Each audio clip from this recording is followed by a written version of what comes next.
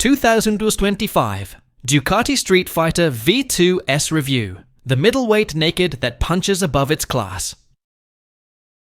Ducati's new V2, downsized, not diminished. If there's one thing Ducati fans aren't shy about, it's voicing their opinions, especially when it comes to engines. So when the Italian brand swapped out the 995-7MC Super Quadro for a smaller 890C V2, scrapped the beloved desmodromic valves for good old-fashioned springs, and replaced the single-sided swing arm with a double-sided unit, you could practically hear the internet melting down. But here's the truth. Size isn't everything. Yeah, we've all heard the "no replacement for displacement" chant 1,000 times. But sometimes a bike's greatness lies in how it feels, not just how it looks on paper. And Ducati seems to know that. 2025 Ducati Streetfighter V2S, the street weapon, evolves. Now joining the V2 family, alongside the Panigale and Multistrada, is the new Streetfighter V2S. Ducati didn't just slap a naked frame on a sport bike and call it a day. They've reworked the formula to deliver sharper handling, better balance, and a punchier riding experience across the rev range. Highlights: strong, steady power delivery, no dead zones light, and responsive through corners, packed with advanced rider aids and custom tuning options. Low points: quick shifter feels like it lost a step, still pricey, even by Ducati standards. Another V2 model, maybe too many fish in one pond? After putting the Panigale Vita 2 through its paces, expectations were high for this third V2-powered model. But once we got the Streetfighter on some fast, flowing Spanish roads, it was clear Ducati wasn't just recycling parts. They've doubled down on what really matters: ride quality. Forget the engine for a moment. Let's talk chassis sure. The motor gets most of the spotlight, but the Streetfighter's real strength lies in its bones.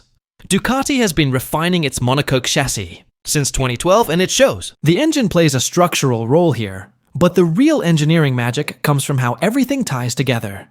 The airbox, subframe, and swing arm are all working in harmony.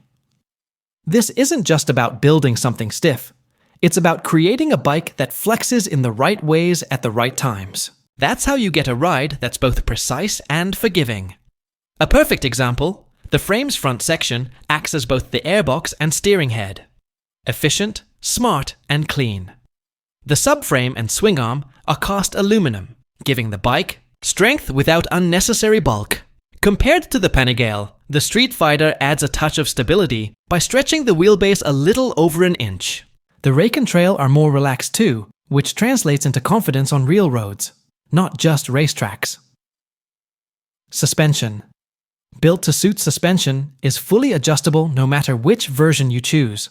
The base model runs Kayaba components, while the V2S steps things up with Öhlins, the gold standard, literally. Both come with a Sachs steering damper to keep things steady when you push hard. During our test ride in Spain, we only had access to the Streetfighter V2S, and while the engine obviously plays a central role in the bike's character, it was the handling that stood out the most. Whether carving through high-speed sweepers or tackling tight hairpins, the Streetfighter delivered confidence-inspiring performance. One particular moment, diving a bit too hot into a decreasing radius corner and triggering the front ABS, highlighted just how composed the chassis really is. The bike remained stable and predictable, even when pushing the limits. That same confidence translated equally well to urban riding. The well-balanced chassis and wide steering lock made maneuvering through traffic surprisingly easy. A 1.2-inch wider handlebar than the Panigale also adds leverage, making low-speed transitions feel effortless. The chassis maintains its composure under braking as well, whether you're hard on the binders, bolt upright, or trailing off of them on your way to the apex. Ducati has managed to make the Brembo M50s work as good as ever, even if the feedback isn't quite as crisp as the up-spec Brembo bling found on the V2's big brother. The rear brake has a fairly long throw to get into the little braking force it offers. While the stock setup of the Öhlins components definitely resides at the sporty end of the spectrum, Ducati have achieved its goal of making the Streetfighter V2 the easiest dance partner to date. And there is plenty of adjustability. For fine-tuning, obviously losing weight overall helps. Ducati says that Without fuel, the S model weighs in at 386 pounds, with the standard model tipping the scales at 392 lbs.